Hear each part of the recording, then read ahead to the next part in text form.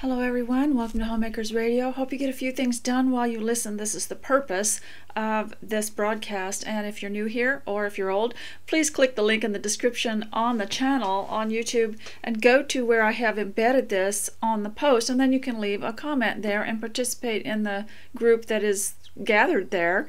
And as far as subscribing, I think it's just easier to subscribe to the YouTube channel. I don't know if they will notify you on your email or what, but when you go to YouTube it will come up as having a new broadcast. So that is the safest way and easiest way to catch up with me, because usually when I do a post on my blog it includes these videos. So let's start out with our first thing is preparation. That's your prayer, your appearance, your exercise, and your list.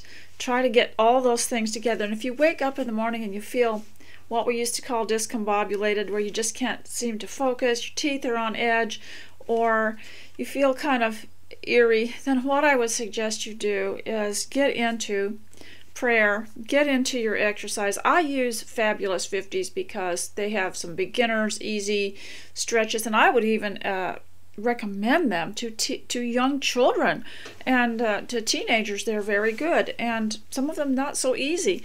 But one of the things that she says on that channel is the way to do it is at least make some movement. You don't have to follow them exactly and exhaust yourself if your body's not quite up to it. But if she says, you know, stretch this arm 3 times, just do it once or halfway. Just get moving and do one of every one, or just do something. And it is such a help because it activates the brain or balances it or something. So if you're feeling kind of sour when you first get up in the morning, those stretch exercises are tremendous. And then get into prayer. I think if you have trouble with that, you know what you can do is just express yourself the way you do to people that you like that are on social media. God's the best social media there is, and He won't tell your secrets. And the thing is, I think a lot of people waste time with quick friendships, texts, social media, and that is the stuff that women of old used to take to God. That was their God time. And now every move we make, we feel like someone has to know or want to share with someone. Maybe it'd be better to go for a walk, one of your Austin World walks, and talk to God then. That's what they used to do. I can remember the old people went on a walk in the evening called the Constitution, and this was before television took up the evenings. I have spoken about that on previous videos. And ladies, let's try to go back to the old ways, as Jeremiah 6:16 says, the old ways where the good walk is, and walk in them, and there you'll find rest for your souls. If you feel restless, that's one thing you can do, is go back to the good walk. Now let's remember that just because you go back to a historical time doesn't mean that it is the good walk or the good ways, because in every era of history there are errors and there is success. And so what you have to do is follow the good walk, the good things. For example, I told you some time ago, as a homeschooler, as a former, no, I'm not a former homeschooler because I'm homeschooling you today, I noticed there were 2 or 3 editions of the Mcguffey Readers, and I thought, oh, Mcguffey Readers, we'll just get those. They're from the 1800s, and then our children will be interested in the things they were interested in. They were very agrarian type of books. They talked about children going for walks in meadows and helping their mother peel apples and picking berries, and they were not very pretty, but they had an attitude that I liked, that was kind of like the homestead days that I grew up in. But you have to be careful because there were different editions, and after the 1800s, or in the middle 1800s, a different company took over producing Mcguffey Readers, and eventually they got into the schools, what was called the dame schools, or they were somewhat public schools.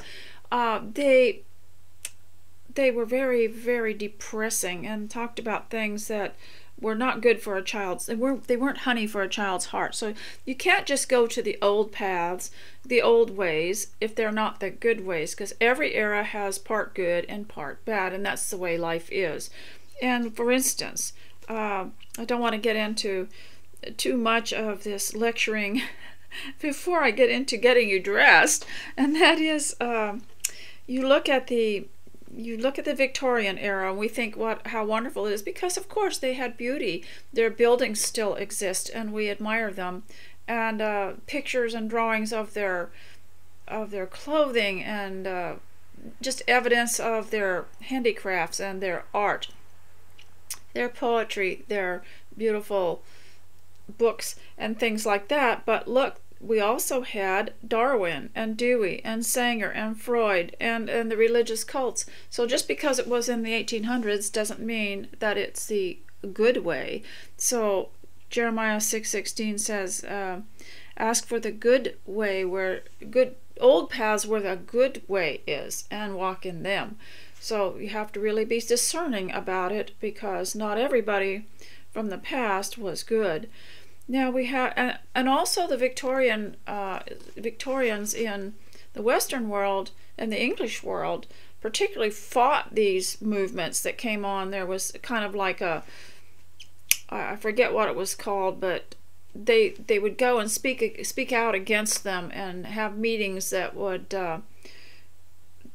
refute the things that they taught. And they would send articles into newspapers, but of course the newspapers were owned by some of these people, so it was to no avail. But they did their share of trying to preserve what was good and right. Now, so if you have trouble getting started in your homemaking, I suggest you work on your appearance first. That's the easiest thing for you to do, is to get dressed and to feel cheerful about how you look. Because sometimes, it's just easier to pick up a piece of clothing and put it on and change that. And you notice little children sometimes, when they learn to dress themselves, will change several times a day. They just want to see what it's like and the different colors and what it makes them feel. Sometimes we scold them and we don't realize that this is just natural. Have you ever felt very uncomfortable in something you have worn for your day at home and just finally had to get it off and get dressed in something different? Well, that's true too. It does have an effect on your mood, and that's why I go on and on and on about getting ready in the morning. So get in your preparation, which is get into prayer. If you have trouble understanding how to pray, all you have to do is go to look up the prayers of Jesus in the Bible, or any prayers. Look up the prayers of the prophets. Look up David's prayers. Look up any New Testament prayers. And then you get an idea of how they work, of how they're done, and what was spoken about. And then get into your exercise and your list. One time, you know that people really don't know, if you're just a child, you don't know how to make a list. They're only going to know how to make a list by what they see you doing. And I used to see my mother make lists, and just kind of peek over and see what she was writing, because then I would figure out what we could do, what we were going to do that day. And she would make lists. She would make grocery lists. She would make to-do lists. She would make ordering lists. She would make letters lists, letters that I have to write lists. She would make a list for what each child needed in clothing list. She would make a size list. She was really good at lists, and she sent me a book one time called The Book of Lists, and it was spelt like the composer Liszt. I thought that was interesting. And so you need to teach your children how to make a list. And a list is like a category. Remember the old school books where you had to draw a line or circle things that belonged in the same category? That was very important. You can still get those kind of books too. And I'm trying to think of who the publisher was of those early school books. If you're having trouble with any kind of focus on your home, I would suggest you get some kind of a book that is like a workbook and work on that every day. It helps to focus your mind.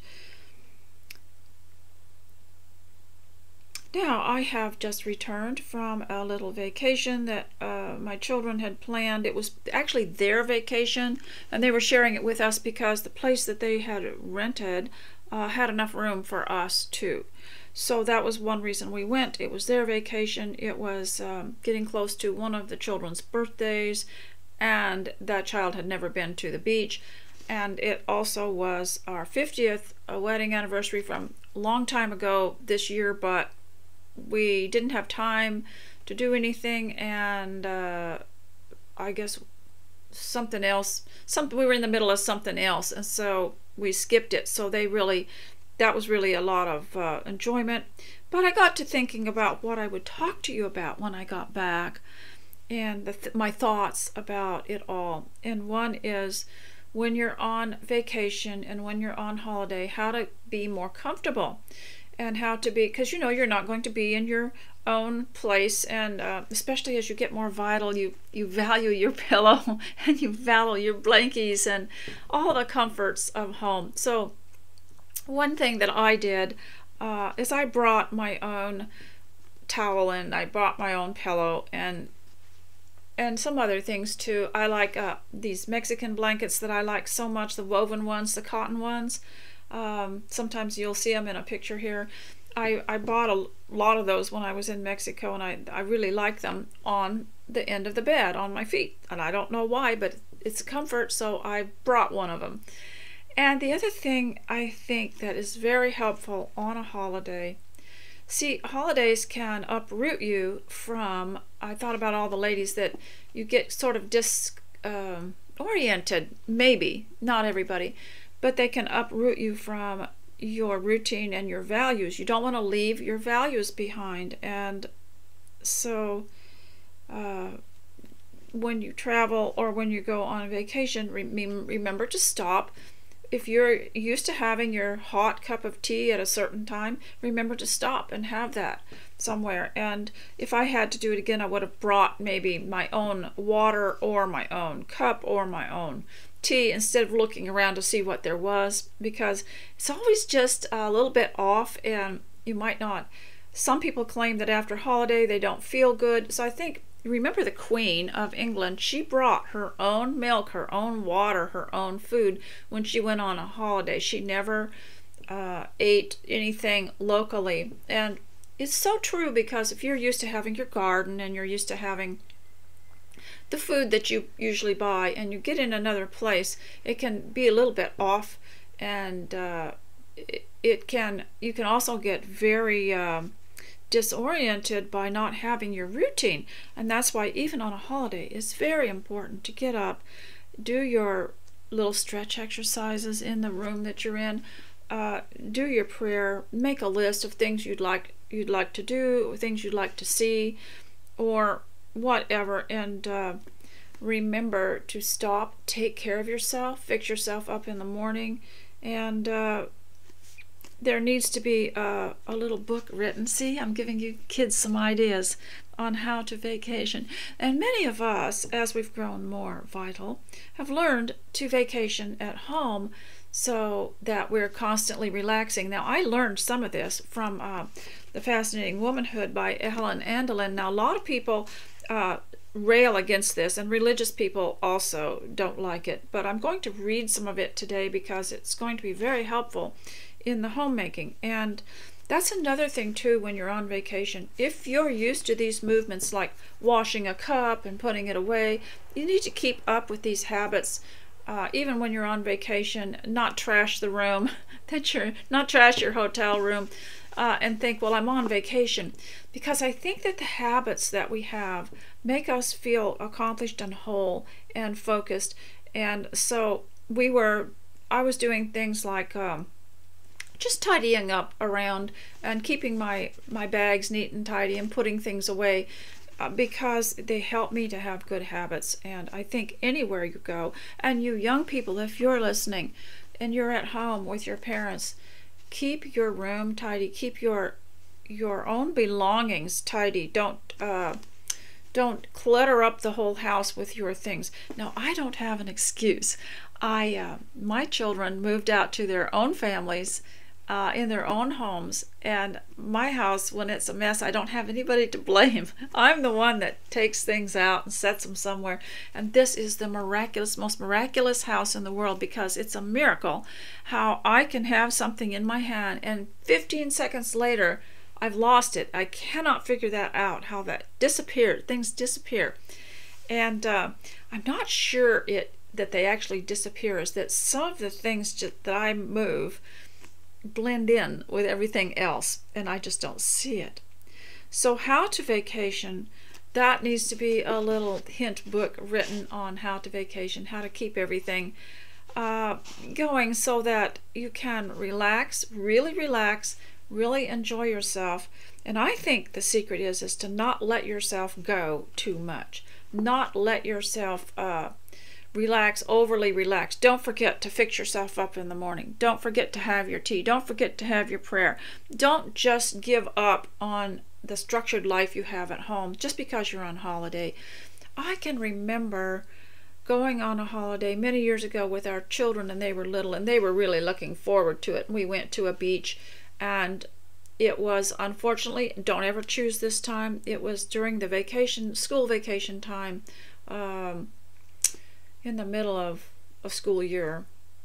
I forgot what holiday that is, but it was called spring break, and there were a lot of older young adults, children, renting rooms around us in this motel, just staying up all night and making a huge amount of noise, doors opening and shutting, and street noise and that sort of thing. And what they were doing was forgetting themselves. They were doing things that their parents would never have taught them. They were not getting to bed early and getting a nice sleep so they could enjoy the beach the next morning. They were just wasting themselves.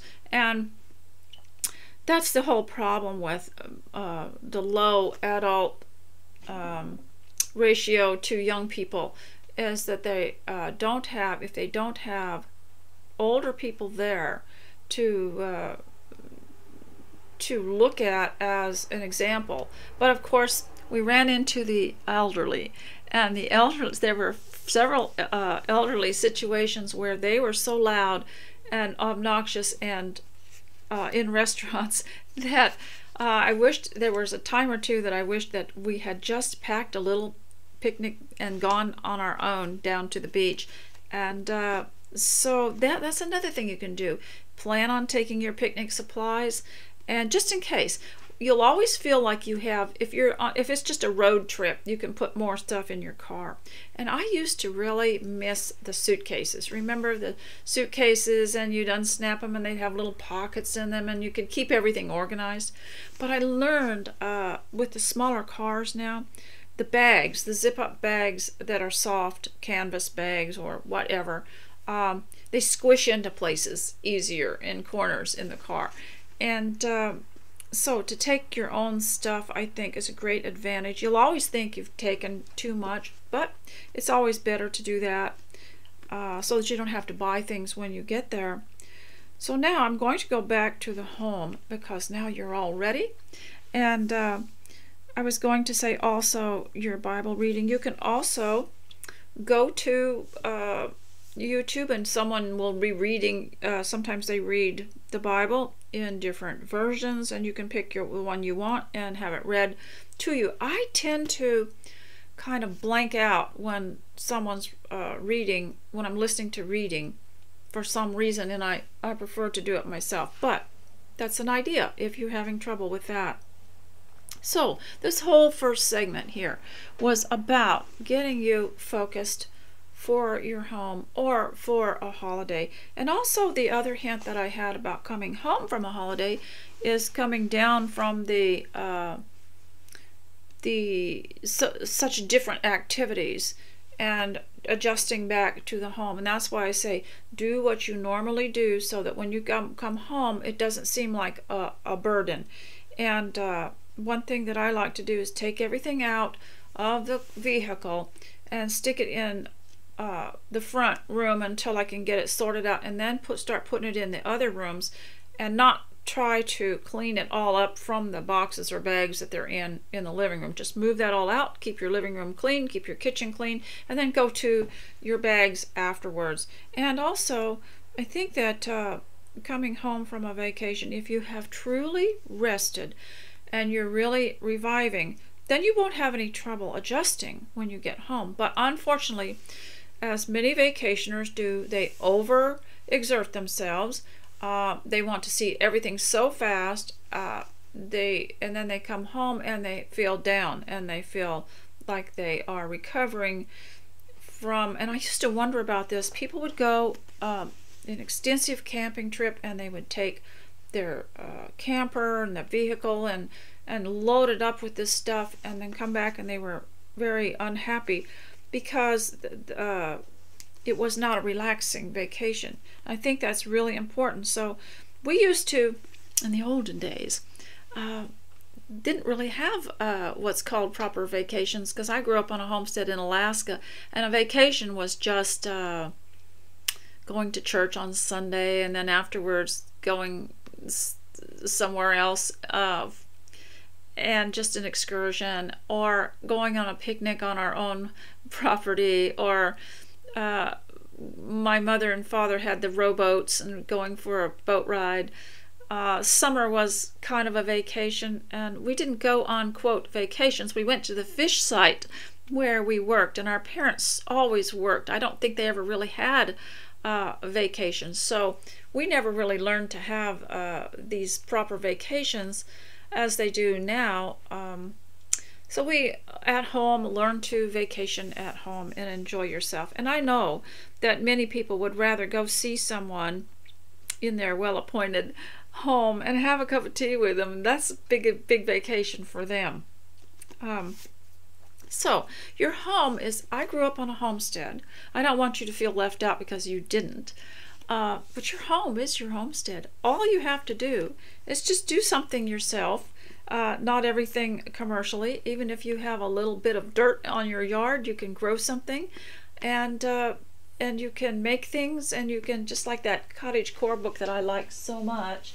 I don't know why I like this. It was written by a lady in England, so some of the expressions and measurements I have to look up, but it's just so almost primitive the way it looks. That's that soap making session. That's just the melt and pour stuff, and it was how to make shampoo bars. And then, you know, this was a rock. I remember those rocks with the white stripes on them. Do you? Because I grew up on the homestead, and that's where there were some.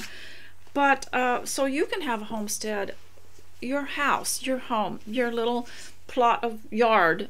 You don't need an acre of land. You don't need 140 acres.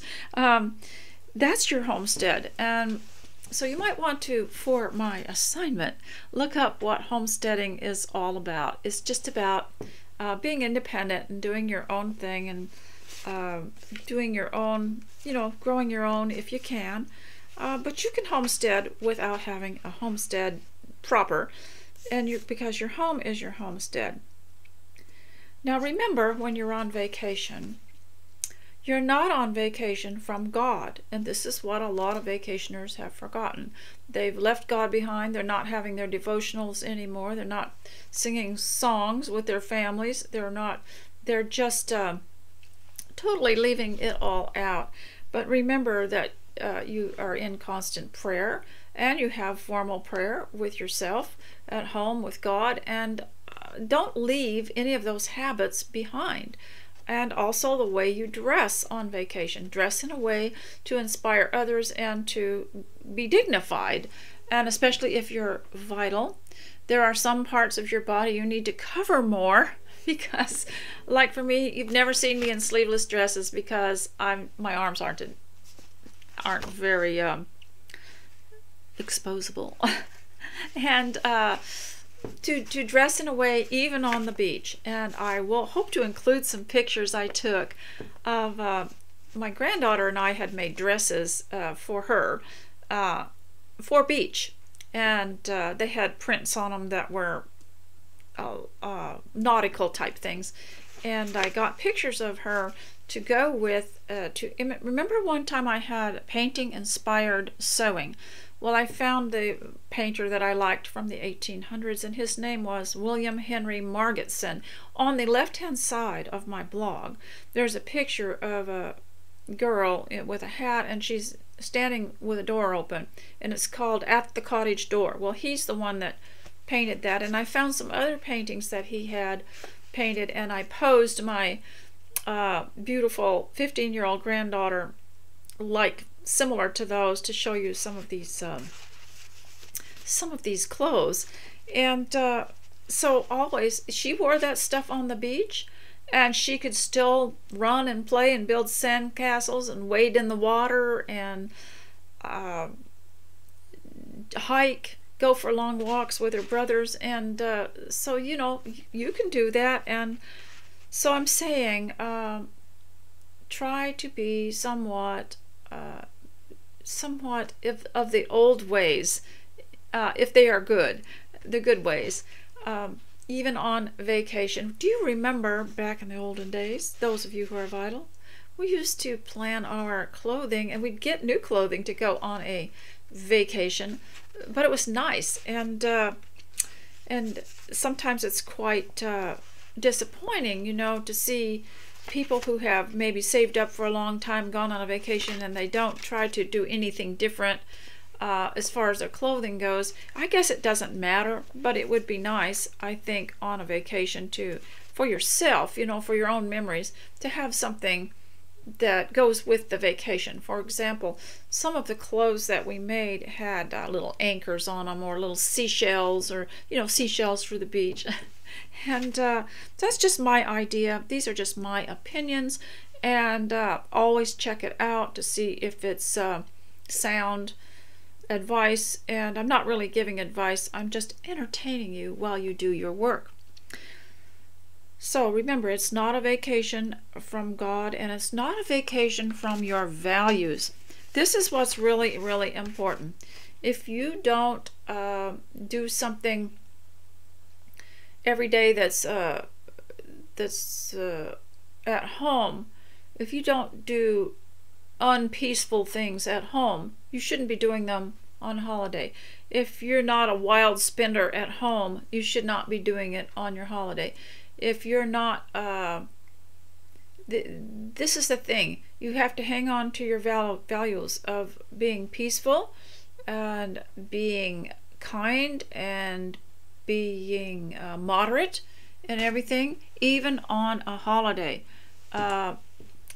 So, and I'm saying this to the vital people especially, you don't just kind of kick back and let loose and start being loud or obnoxious, that sort of thing, which is something that I think unfortunately comes from your teenage years and kind of sticks with you. And all of you can remember when this partying spirit first kind of came out back in the 1960s. You could go to what was called a slumber party, but nobody was sleeping. They played loud music, stayed up all night, and ate and jumped around and danced, and it was most disappointing. I don't know how I would have done it, but I remember being invited, finally going to one, and being extremely disappointed in the loudness, and you couldn't visit with anybody, so we want to be careful, because as you get more vital, those habits can stick with you. And so we're not going to take a vacation from our God or from our values. And the other thing is, take some of your own comforts. And then there's the other thing. If you've got the money, it's always fun when you're on a little vacation to go and get everything you need new. And it's always fun when you forget your toothbrush, go get a new one. Or when you forget your hairbrush, go get a new one. Just forget everything. It's always fun to go and stock up again. So bring your own comforts. And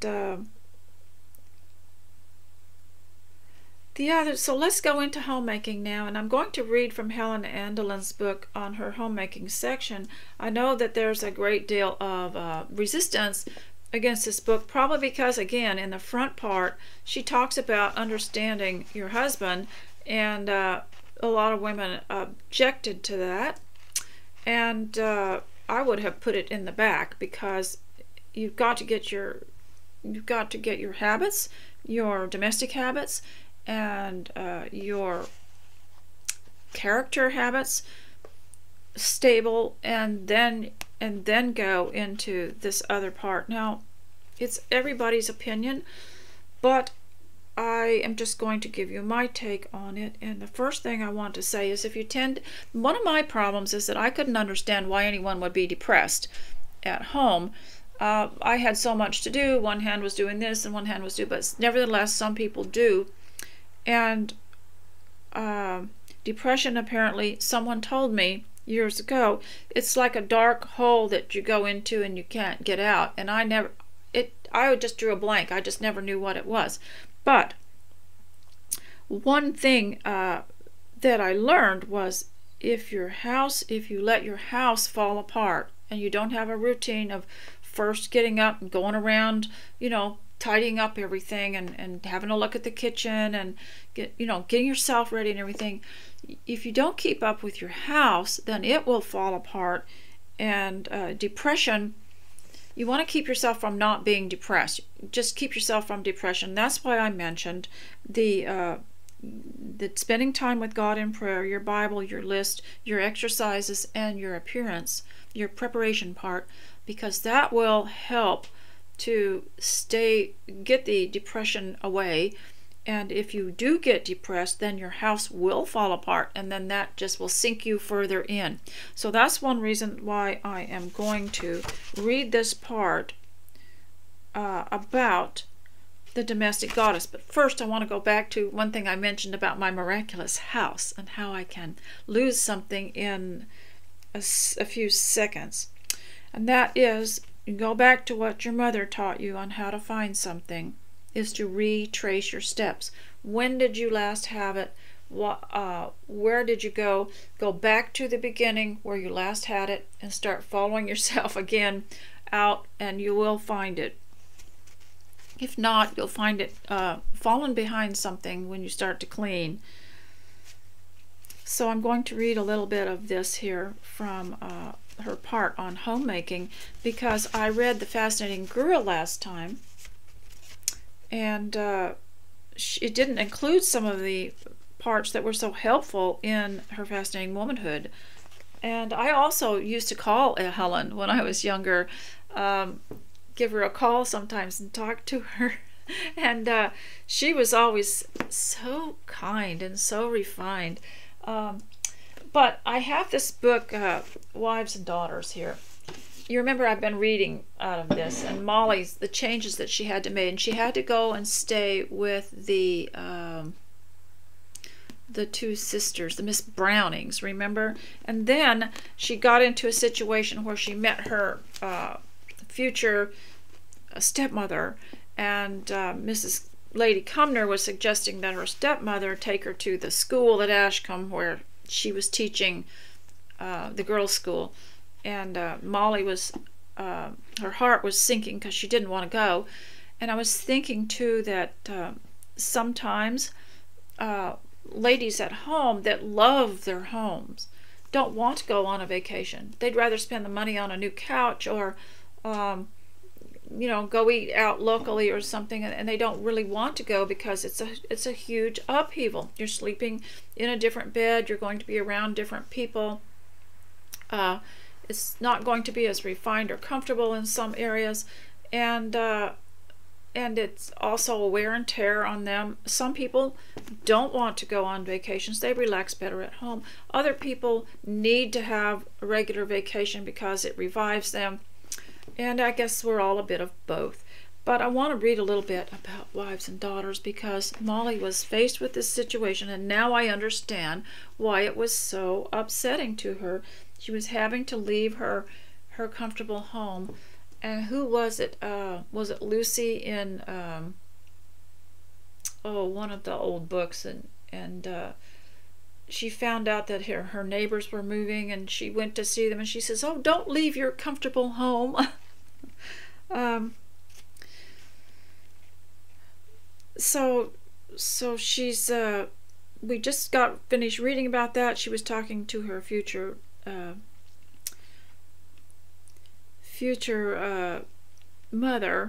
stepmother, and the grip on her hand that Mrs. Kirkpatrick had just got more firm and persistent as she was trying to reassure her that she wouldn't have to go to the school at Ashcombe.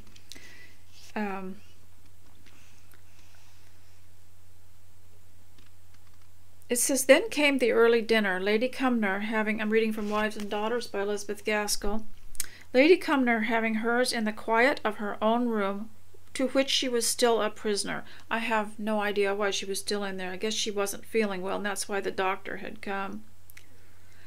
"Once or twice during the meal, the idea crossed Molly's mind that her father disliked his position as a middle-aged future husband, made so evident to the men in waiting as it was by Mrs. Kirkpatrick's speeches. He tried to banish every tint of sentimentalism from the conversation, and to confine it to the matter of fact. And when Mrs. Kirkpatrick would persevere in referring to such things as the future relationships of both parties, he insisted upon viewing them in the most matter-of-fact way, and this continued until after the men left the room. But where could so she remembered an old rhyme, and she began to feel uncomfortable with her father and his future bride, and she said to herself, where could she go in that strange house? What ought she to do? She was roused from this fit of wonder and abstraction by her father's saying, "What do you think of this plan of Lady Cumnor's? She says she was advising you to have Molly as a visitor at Ashcombe until we are married." Mrs. Kirkpatrick's countenance fell. If only Molly would be so good as to testify again, as she had done before Lady Cumnor. She had told Lady Cumnor, "That's not a good idea. That would just keep me from Papa." And so she again refused to go, and she had been sent home for some reason. She'd already been sent from home once because her father wanted to go and propose to this widow, and she'd already been sent away, and she did not want to go again. So now, having read this, Molly had held up all the day bravely. She had not shown anger or repugnance or annoyance or regret. Wouldn't that be wonderful to be like that? To not show anger or repugnance or annoyance or regret. But when once more by herself in the Hamley carriage, she burst into a passion of tears and cried her fill till she reached the village of Hamley. Now she's going to go stay with the Hamleys. Then she tried in vain to smooth her face into smiles and to do away with other signs of her grief. She only hoped she could run upstairs to her own room without notice and bathe her eyes in cold water before she was seen. But at the hall door she was caught by the squire and Roger coming in from an after-dinner stroll in the garden. What a beautiful statement, an after-dinner stroll in the garden. How that reveals something of the old ways, and how we need to have that so much today by our own homes. And if you haven't got a place to stroll, get your house the way you want it and stroll through it. Just get everything in it that you like. So I'll read more of that later because I do want to read Helen's chapter on homemaking, hoping that it will inspire you. And to those of you who were brought up without any love shown while being taught to work, this might be the perfect thing for you. You know, when we're told to hurry, as children, we're told to hurry up and pick up something, and maybe it's somebody else's mess or someone's, and there's just no inspiration. You can't put any heart in it. But when it's your own place and it's your own idea and you do it because you love your home, it takes on a whole different thing.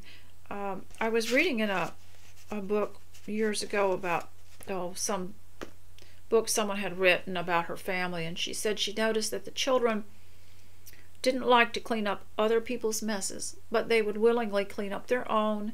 Anything, they have a strong sense of personal ownership. And so when we're taught to work, it should be done with love and with showing how we can beautify the home through our work. And it's not just, well, work because work is good for you. That's a pretty materialistic way of viewing it. And she has a real balanced view of work here in this chapter on homemaking.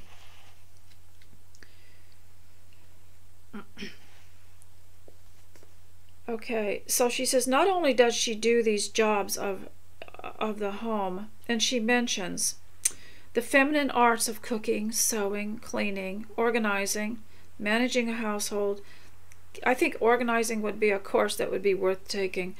Managing a household, caring for children, that's another one, managing it. I imagine you could go to some old records of maids and butlers and how they, quote, manage the household to figure it out. Caring for children, handling money wisely, and interior decorating. I would call it just design. Not only does she do these jobs, she does them well, going beyond the call of duty more than required, and I explained that to you. She is a good manager of time and values. She is not necessarily the most perfect homemaker in town, or the best cook, or the most devoted mother, but she does succeed in her overall responsibility in the home, dividing her time and devotion between husband, children, and homemaking, putting the emphasis where it counts the most at the moment. That's something we all need to learn. A lot of people are really good at cleaning something, fixing something, or sewing something, but not wanting to stop and listen to someone, or stop and get up and help someone find something because we're engrossed in that.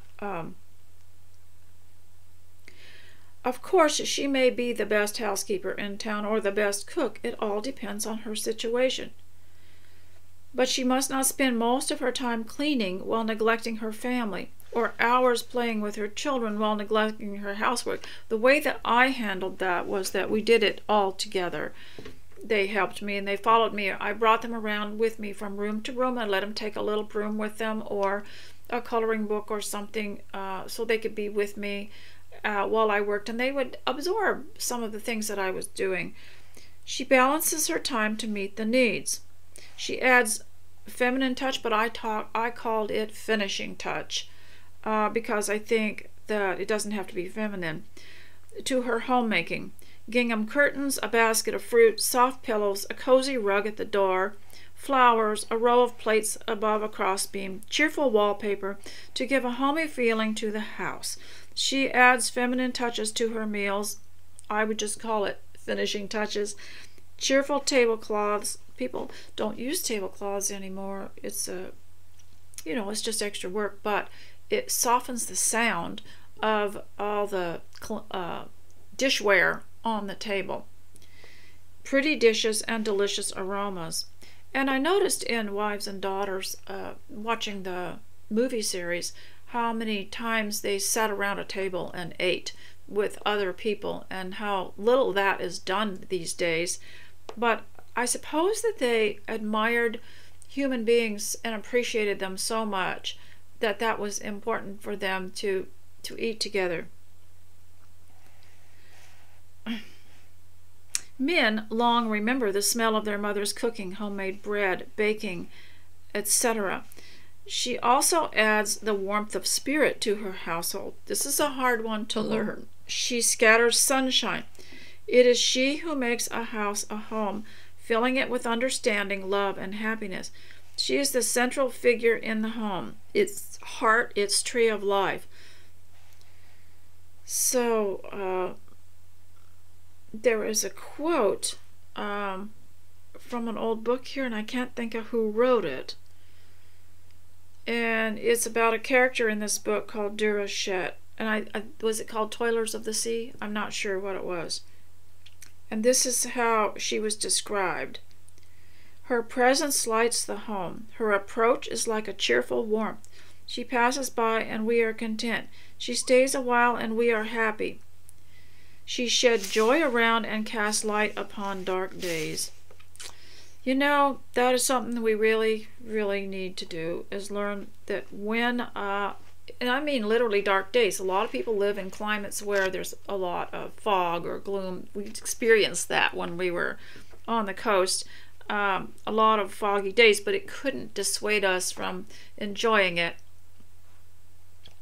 because we were the light. We were happy.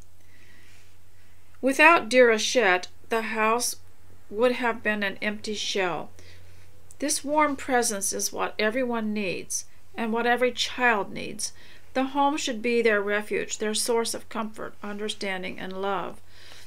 Yes, we do need to change things, so that there's not so much harshness at the home, in the home. There's enough of it in the world, enough of meanness and indirectness and insults and suspicion in the world, and enough of that in the world, if we could keep our home free from it.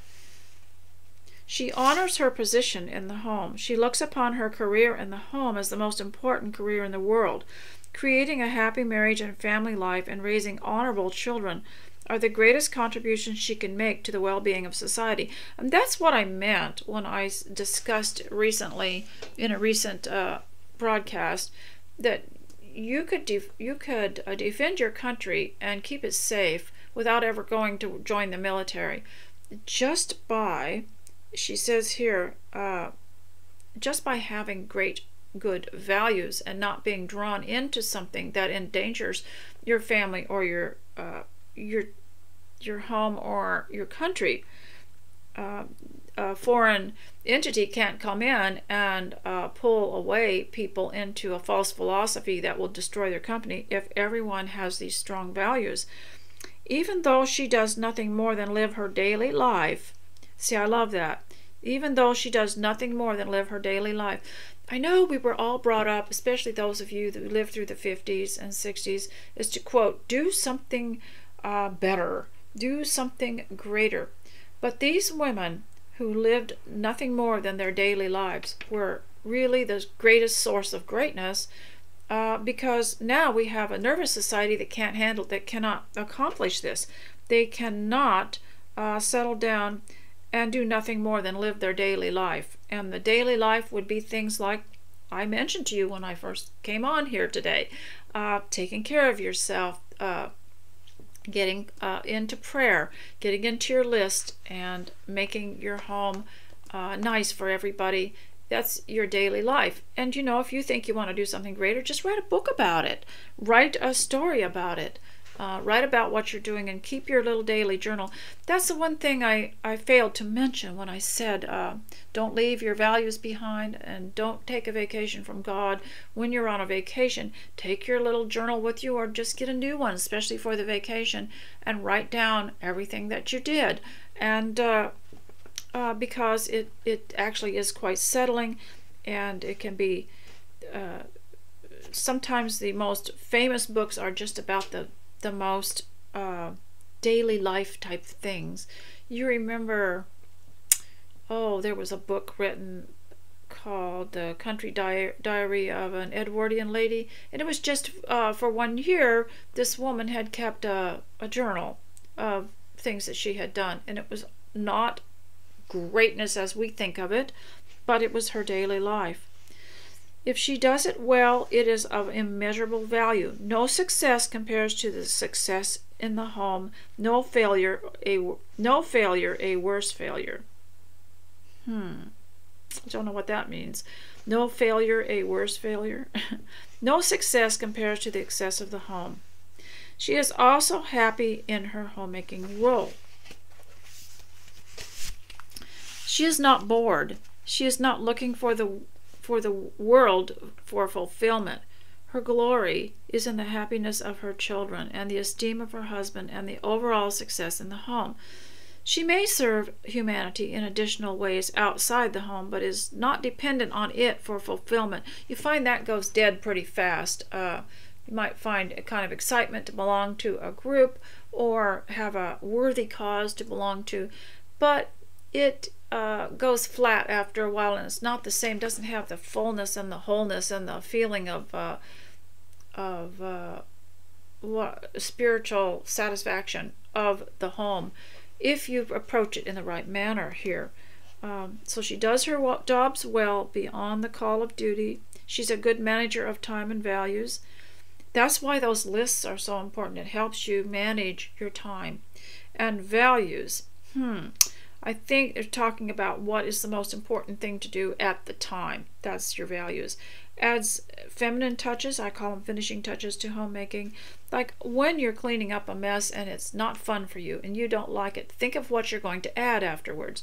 You're going to get out something that you have, a vase of flowers, a little whatever that you have that you could just accent the area with, something that looks nice or smells nice. Adds warmth to her household, honors her role in the home, is happy in her role and fulfilled. I know that there are many people that would like to dishonor your role in the home, and if you're a homemaker, always have questions about it, or always are somewhat resentful because you're home and they're not. So here's how to find the happiness in the home. And I have read it before from The Fascinating Girl, but I'm reading it from this because she added so much more.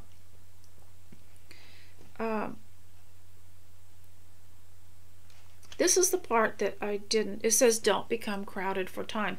You know, we have the stress cleaning. Someone's coming and we've got to stress clean.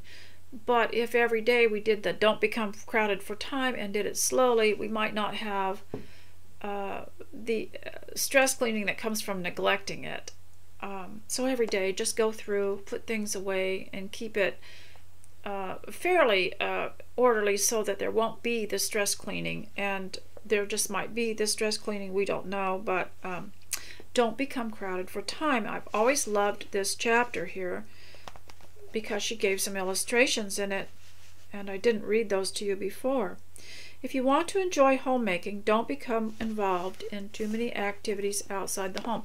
As I mentioned to you before, I had to, at one time, when I started to feel pressured in the home, cut out anything that I could do at home. And I learned to cut hair, and I learned how to make our own things and our own clothes, and I learned how to make a cleaning product. I wouldn't have to rush out and get something, and learned how to do things at home so there's not so much going. The most time-consuming are outside employment, assisting your husband in his business. Now, I read to you When Queens Ride By. I'm going to try to find that and read that to you again, about a woman who was rushing around trying to help her husband make his payment on the house, and how it was wearing on her. And so I'll read that to you again sometime. Or doing jobs around the house that belong to other people in the family, such as yard work, etc. Now, I do a lot of yard work, but for the most part, the heavier jobs, we'll leave that to Mr. S because he likes doing it, and I don't want to take that privilege away from him. Also, limit your time for clubs, service organizations, self-improvement programs. You could do all this at home, but even then, if you get to taking courses online, that can be pretty time-consuming too.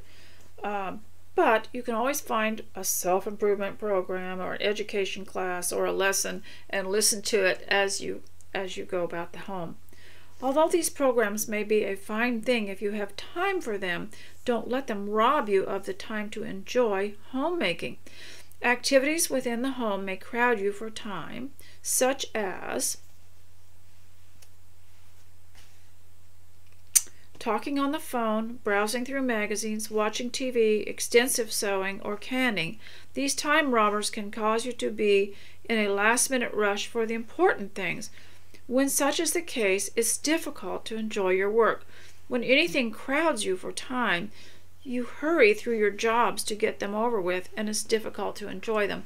For instance, the hobbies and the things that crowd our time, and then, well, I think I can do it because it'll only take me 10 minutes to put dinner on the table. But then dinner gets put on the table without the enjoyment of it and the thoughtfulness of it and the relaxation of it. There's something missing there. You can always run and do something somewhere else and then come home and throw in your laundry and everything, but you're just rushing around and not enjoying it. And all those jobs, I think, were designed to last all day long. You ought to take your time. Now, this is the paragraph I was talking about in a previous video. Observe a little girl playing house. She doesn't hurry to get her work done. She puts her doll in a crib, folds the little blankets, tucks them in carefully, and when she has finished, takes them off and does it all over again. She does the same with a little tea set, setting and unsetting the table over and over again. She enjoys her work because she is unaware of time. I doubt if she would enjoy it if she were to watch a clock. Ooh, that's why I don't put the time on my schedule, because I don't. Well, sometimes I do put 9 o'clock to 10 o'clock, but other times I just make the list. I believe our natural instinct is to enjoy domestic work as little girls do, being crowded for time robs us of this enjoyment. If you are thinking, I don't have time to play house as little girls do, ask yourself, what am I doing that is more important than this domestic work and enjoying it? Yes, I have a room that no one goes into anymore if the descendants are not here. It's a room that just stays empty, and it's the living room where everyone sits around and visits, and no one goes in there because I've got my work back in other rooms, and so what I do is I use that as my playhouse, and I experiment with different things and move stuff around and change the look and just go in there and set out a tea set or things you couldn't have out if there were people around, and just kind of enjoy it. So that's what I call playing house, is moving things around. It's the same as puttering or pottering. Perhaps you are giving an important service. She says, what am I doing that is more important than doing domestic work and enjoying it? Perhaps you are giving important service. That may have to come first for a time. Measure each activity for its value, always regarding home duties and your enjoyment as a major importance. Yes, that is a hard thing to transpose our thinking to, because we are taught, especially in schools and even homeschools, you have to be careful, teaching us that greatness is all these important things that other people do, and but now there are curriculums you can get that help both the boys and the girls understand the importance of the home, and then how important what goes on at home comes first, and the family. Go the second mile. To find joy in your work, do it well. This is so important. In this book I was reading about, this lady that was talking about her home and her children growing up, said that when her children were forced to rush through a job and then hurry and get in the car and go somewhere, they didn't do it well. But when they knew they had all the time in the world, they would think about it and do it carefully and do it well, and then they enjoyed it. So that is one of the big mistakes people make in teaching children how to work, is making them hurry. It says, to find joy in your work, do it well. And many women fail to find happiness in homemaking because they only go the first mile. And she mentions the scripture where Jesus says, if anyone compel thee to go 1 mile, go with them twain. And that was the custom of the Roman times, when a Roman soldier could compel anybody, any citizen, to carry something for him, but the limit was 1 mile. But Jesus said you should offer to go 2. So this is the same thing with anything. When you rush through your kitchen or anything that needs to be done, just to get it out of the way, it's just something not quite fulfilling about that. And so many women fail to find happiness in homemaking because they only go the first mile. They give only the bare stint of requirement, just enough to get by. They feed and clothe the family and keep the house reasonably clean, but not an ounce more. Their meals are all quick and easy, and then they're off to an outside diversion. You know, you can bring any diversion into the home. You don't have to go out to get them, because I've got them all. Women who give just enough to get by never enjoy homemaking. You have to go the second mile to enjoy anything. So, here are the fundamentals of good homemaking. Concentrate. The management of a household requires concentration. You can't daydream, ponder problems, and at the same time work with efficiency. Work such as ironing, cleaning windows, and doing dishes can be done while daydreaming, but most other work requires thought as well as hand.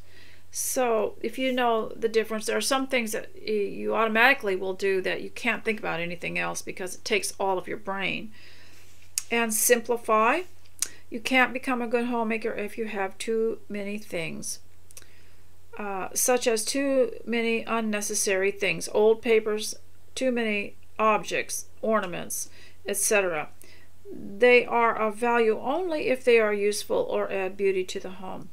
When they make housekeeping difficult, they should be removed. For greatest efficiency, have only enough goods to serve the family. Anything more clutters the household and burdens the homemaker. If you have a cluttered household and want to turn it into an organized one, the first step is to get rid of things that you don't need. Begin by setting aside a day to whittle life down to the bone. Now I have a free table, so I'll just take things out and stick it on that table. Is down over by the curb. So far the table has not been taken, even though it says free on it.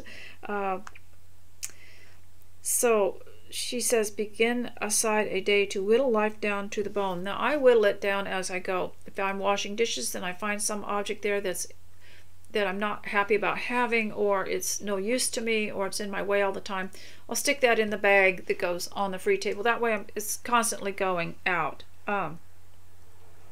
So get a lot of boxes and label them. Throw away, give away, put away, store away, and can't decide. Go through your cupboards, drawers, and closets quickly. Keep only those things you know are essential and discard the rest in the boxes. Also consider all objects sitting on open shelves, tables, or hanging on walls. When you have covered your entire house, do the following. First, get rid of throwaway boxes. Second, put store-away boxes in the attic, basement, or closet.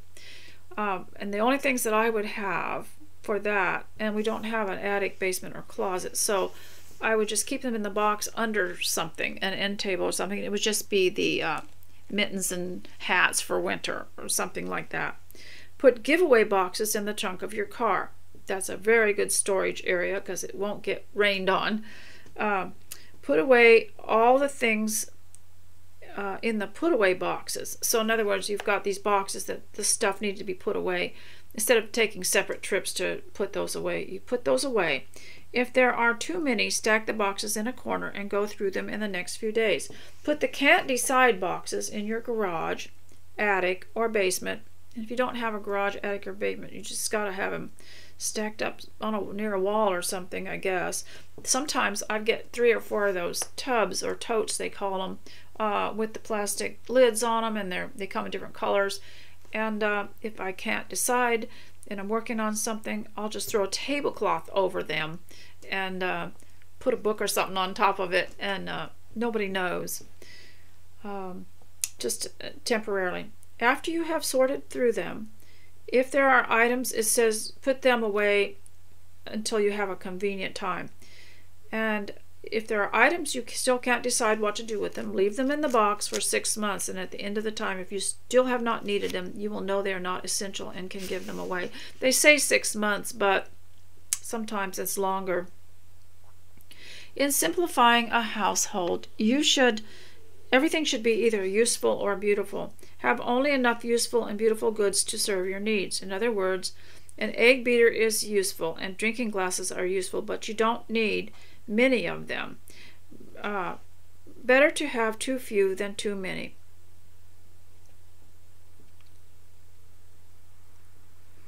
As for beautiful ornaments or pictures, limit them to those which enhance the beauty of your home. Too many art objects look cluttered and ugly. As for family heirlooms, art treasures, and things of sentimental value, store them away if you can, but if they burden life rather than enrich it, they may not be worth saving. Organize things. To be well organized, have a place for everything. In the kitchen, every dish, bowl, glass, or pan should have a place of its own. The same should be with shoe polish, scissors, stationery, string, newspapers, and magazines. Organize bedroom closets and enough rods, shelves, baskets, and hooks. Provide drawers or just a box under the bed. When everything has a place of its own, do the following. Always put things back in the exact place, and show all family members where they go. When things in your house are this well organized, you can get up in the night without turning on a light and find what you need. That is a great goal, and we were taught that from the time we were real little. Have your room or your area so clean that you don't have to turn on a light to find something. You know exactly where it is. Very useful is a large walk-in storage closet lined with shelves. Shelves in the closet. Novel idea. This could be added to the basement, attic, garage, or a small wing onto your house. Into this, put anything not currently needed, such as off-season clothes, old shoes, extra fabric, thread, old patterns, Christmas decorations, heirlooms, and pictures. Organize work and commitments.